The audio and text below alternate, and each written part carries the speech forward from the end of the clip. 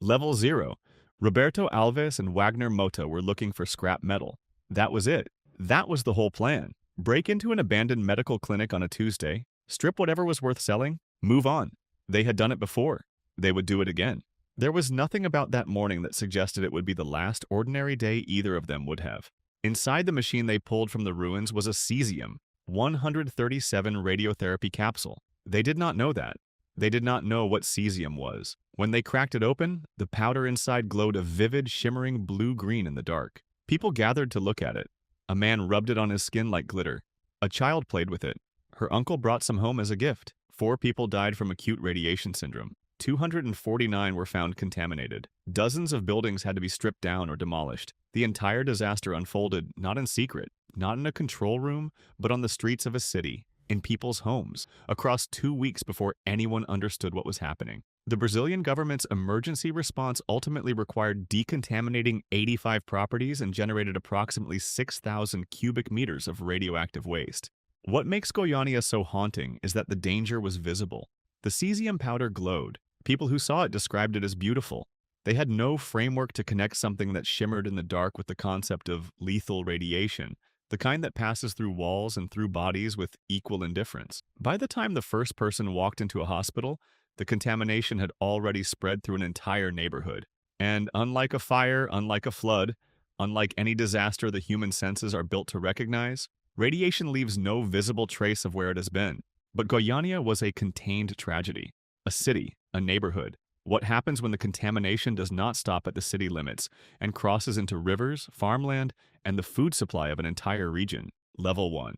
On October 10, 1957, a graphite-moderated reactor at the WINDSCALE facility in Cumberland, England, caught fire during a routine maintenance procedure called a Wigner energy release. Operators misread temperature gauges during the heating cycle, and the core overheated beyond their awareness. By the time instruments suggested something was wrong, the reactor was already on fire. The fire burned for 3 days. Engineers extinguished it by flooding the core with water, a decision made under genuine desperation since it risked a steam explosion that could have destroyed the facility. Filters added at the insistence of physicist John Cockcroft, installed over the objections of engineers who thought them unnecessary, captured a significant portion of the release, and are now credited with preventing a substantially worse outcome. Iodine-131 was detected across hundreds of kilometers of agricultural land. Milk from farms across a wide radius was confiscated and destroyed for weeks. Prime Minister Harold Macmillan ordered sections of the official accident report deleted before publication, with documented concern over the potential impact on nuclear cooperation negotiations with the United States. The full, unredacted report was not released for 30 years. An estimated 240 cancer deaths have since been attributed to the event. WINDSCALE remains the worst nuclear accident in British history. It happened not because the technology was poorly understood, but because a routine operation went wrong and the people in charge chose to manage the public record rather than complete it. That pattern would become one of the most consistent features of nuclear accidents across every country that followed. The instinct to protect the program from public scrutiny ran deeper than the instinct to give the public the information it needed to protect itself. WINDSCALE burned for 3 days and the government obscured it for 3 decades. But what happens when a government does not just manage the record? When it erases entire villages from the map and destroys the medical histories of everyone who survived? Level 2. It was a fuel loading error. A technician introduced an incorrect fuel channel insert into the SAINT-LAURENT A2 reactor in France, blocking coolant flow to part of the core.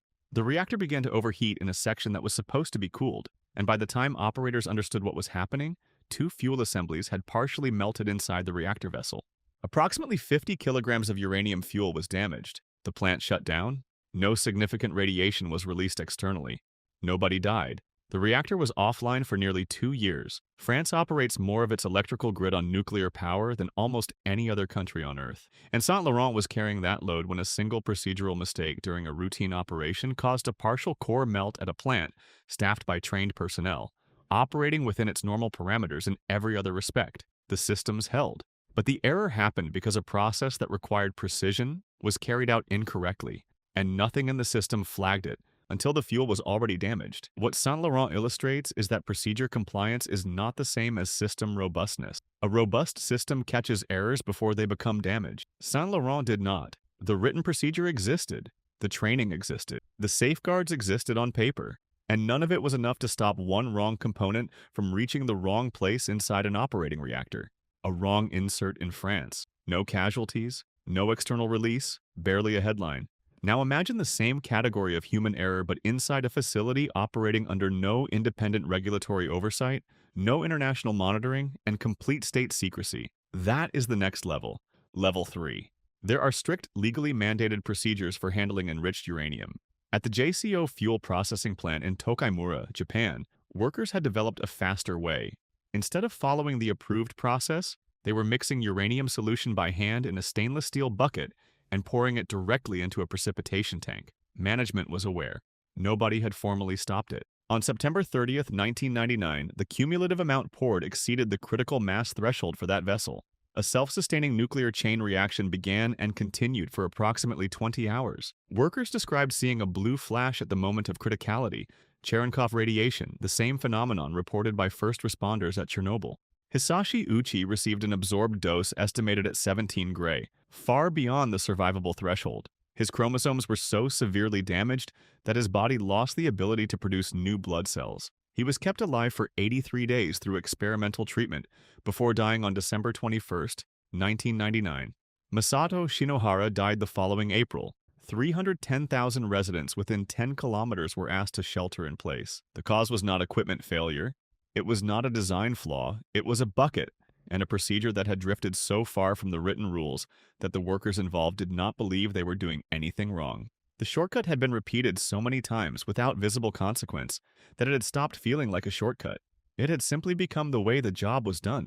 Tokaimura killed 2 people through a shortcut nobody questioned. But there is a category of accident beyond individual lapses. There is the accident where the danger was built into the reactor's design from the beginning, and the people who designed it chose not to say so. Level 4. Most nuclear accidents involve systems degrading over time. This one involved a single human action, one pull of a control rod, lasting less than a second. On the night of January 3, 1961, at the SL-1 experimental reactor in Idaho, 3 Army soldiers were manually reinserting the central control rod. It needed to be raised approximately 4 inches. For reasons never determined, because none of the 3 men survived, the rod was withdrawn approximately 20 inches in a single motion. The reactor went prompt critical in milliseconds. A steam explosion ruptured the reactor vessel with enough force to drive a shield plug upward and pin 1 soldier to the ceiling of the reactor building. The other 2 died at the scene and shortly after at hospital. All 3 were so heavily contaminated that their hands were buried separately from their bodies. The entire sequence took approximately 4 milliseconds. SL-1 remains the only nuclear accident in United States history to have caused immediate direct fatalities, and it drove fundamental changes to control rod geometry and interlocking mechanisms in every reactor design that followed. It also left a question the industry has never been fully comfortable answering: how much of the risk in any nuclear facility lives not in the machines, but in the people operating them? 3 men, 1 rod, 4 milliseconds. What follows involves not a room, not a facility, but a continent-wide radioactive plume and a city of 49,000 people told to pack for 3 days. Level 5. March 28, 1979. 4 a.m., Dauphin County, Pennsylvania. A pump failure triggered an automatic reactor shutdown. Pressure climbed. A pilot-operated relief valve opened to reduce it. Then it failed to close. The valve was mechanically stuck open, but the indicator on the control panel showed it as closed, because the indicator was wired to the solenoid that commanded the valve, not to the valve position itself. The panel said closed. The valve was open. Both were true simultaneously. Coolant bled out for over 2 hours. Operators, seeing pressure drop and emergency cooling activate, interpreted the symptoms as too much water rather than too little and manually reduced emergency flow. They were executing a logical response to the instruments they had. The instruments were telling them the wrong story. The core was partially uncovered. Fuel cladding ruptured. A hydrogen bubble formed inside the pressure vessel. For several days, officials could not rule out the possibility of a detonation capable of breaching containment. 140,000 people left the surrounding area voluntarily. The governor recommended evacuation for pregnant women and young children within 5 miles. The containment held. The bubble dissipated. The official death toll was 0.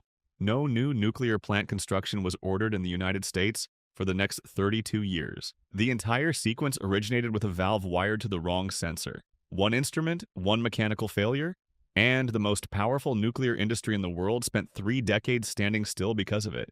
America got lucky. The containment held. But what happens when the containment does not hold? When the explosion is not inside a building, but throws the reactor lid into the open sky? Level 6. Most people have never heard of KYSHTYM. That is exactly how the Soviet government intended it.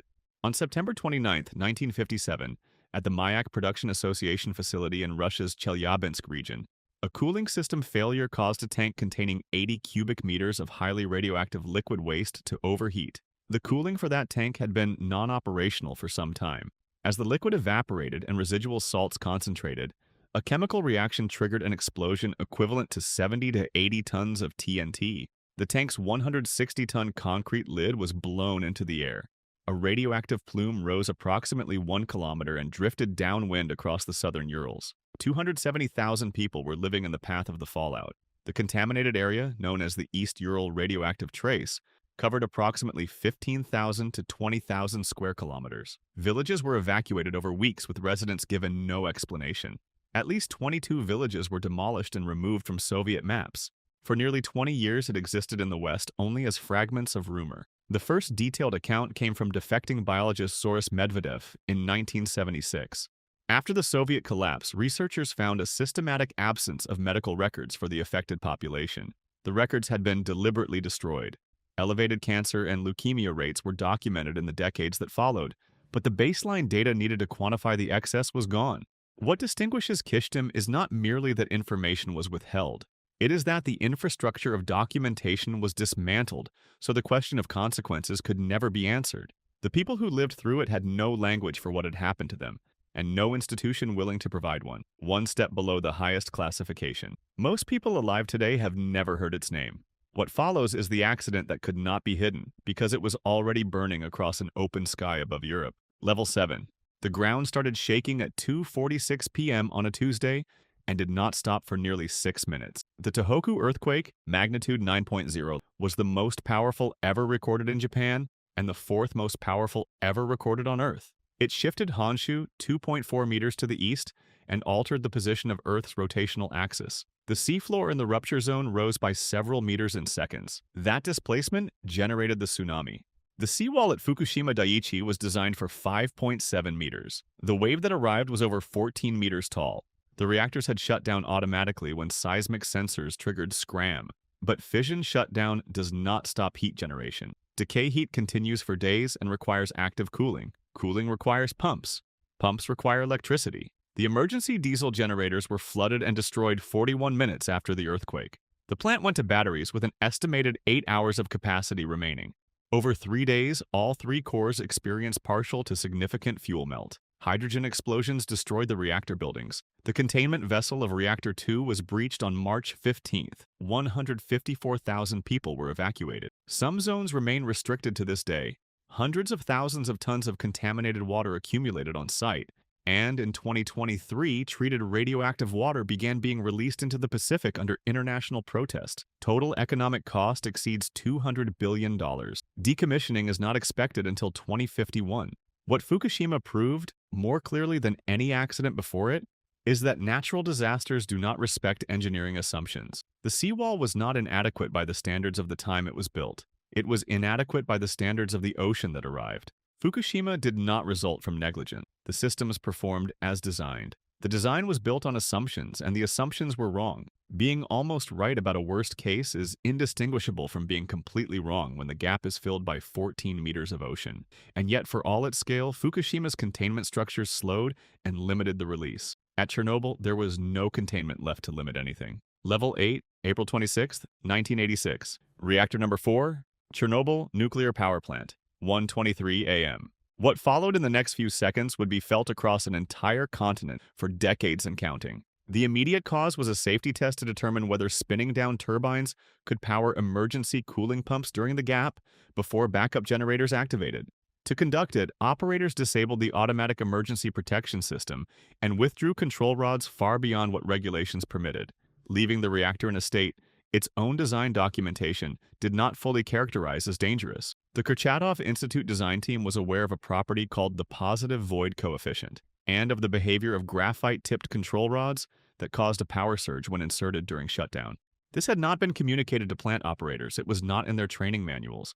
When the shutdown signal was given, operators inserted the control rods. The graphite tips entered the core first, causing an instantaneous power spike. Reactivity surged to an estimated 10 to 30 times maximum designed capacity within 3 seconds. A steam explosion destroyed the reactor vessel. A second explosion followed. The 2,000-ton biological shield was blown upward. The graphite moderator ignited and burned for 10 days, driving a continuous atmospheric release that crossed into Scandinavia, where elevated readings at a Swedish facility on April 28th forced the first public Soviet acknowledgement that something had gone catastrophically wrong. First responders arrived with no adequate protective equipment. Several reported a strange blue luminescence above the open core, Cherenkov radiation. Some noticed a metallic taste within minutes. 28 of the most heavily exposed workers and responders died within 4 months from acute radiation syndrome. Pripyat, 49,000 people, 3 kilometers away, was not evacuated until 36 hours after the explosions. Children played outside. A wedding was celebrated. When evacuation came, residents were told to bring belongings for 3 days. Most never returned. Chernobyl released an estimated 400 times the radioactive contamination of the Hiroshima bomb. The Soviet government acknowledged 31 direct deaths. The WHO estimates several thousand additional cancer deaths, concentrated heavily in thyroid cancer cases among children who consumed contaminated milk before protective measures were in place. Independent estimates range into the tens or hundreds of thousands of eventual excess cancer deaths across Europe. The true number cannot be established because the Soviet Union never built the epidemiological infrastructure to track it, and too many records were destroyed before successor governments could try. The 30-kilometer exclusion zone remains. Pripyat stands frozen in April 1986. Textbooks on classroom floors. A fairground that never opened. A city of 49,000 that went to zero in a single afternoon and never came back. Chernobyl sits at the top of this list because it represents the complete convergence of every failure mode nuclear disaster is capable of. A design flaw that was known and not disclosed. A safety culture that punished honesty. Operators working without the information they needed. An institutional response built around controlling the narrative rather than protecting the population, and a cover-up sustained long enough to permanently compromise the historical record. Every other disaster on this list embodies one or two of those failures. Chernobyl had all of them, simultaneously, in the same building, on the same night. There is no higher level. There is no larger category weighting. This is what the worst looks like.